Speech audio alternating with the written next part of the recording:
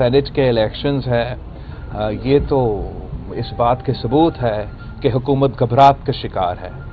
اس کا یہ اعلان کرنا کہ وہ کوشش کر رہے ہیں کہ شو آف ہینڈ سے یا ٹائمنگ پہ وہ چینج کر کے تعمیل کرنے کی کوشش، یہ ثبوت رات کا شکار ہے.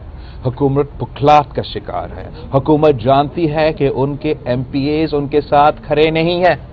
حکومت جانتے ہیں کہ ان کو سینٹ میں اکثریت نہیں ملنے والا، اور وہ وہ ہتھ کنڈا استعمال کرنا چاہتے ہیں جس سے وہ سینٹ میں دھاندلی کر کے زبردستی اپنا اکثریت کروا دیں. لیکن میں جانتا ہوں اور امید رکھتا ہوں کہ ہمارا جو عدالت ہے وہ اس قسم کا متنازع سٹیپ میں، جہاں ہمارا آئین بالکل صاف اور کلیئر ہے، اس پہ ایسے کوئی قدم نہیں اٹھائیں گے. اور یہ جو حکومت کا کوشش ہے کہ عدالت کو غیر جمہوری قدم میں گھسیٹا جائے، یہ ناکام رہے گا، اور حکومت کو عدالت سے بھی جواب ملے گا، پارلیمان سے بھی جواب ملے گا، اور عوام سے بھی جواب ملے گا. اور اگر کسی کو یہ غلط فہمی ہے، ہم بھی سرپرائز دیں گے.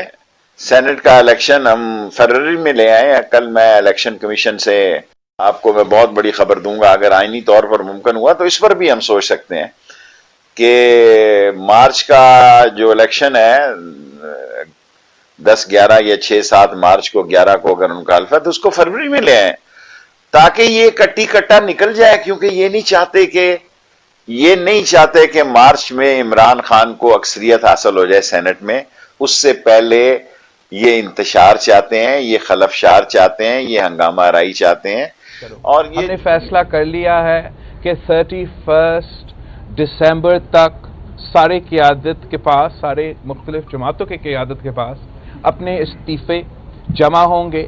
میں نے کل بھی کہا تھا، زور سے کہا تھا کہ جمہوری قوتوں کے جو استعفے ہیں وہ ہمارا ایٹم بم کے فیصلے کریں گے کہ ہمارا ایٹم بم کا استعمال کا جو اسٹریٹجی وہ کیا ہونا چاہیے. میں نے یہ بھی پہلے کہا ہے اور آپ کے سامنے ریٹریٹ کر رہا ہوں کہ اگر سندھ حکومت کا اور نیشنل اسمبلی کے قربانی دینا پڑے اس ملک میں جمہوریت کے بحالی کے لیے، عمران اور ان کے سہولت کاروں کو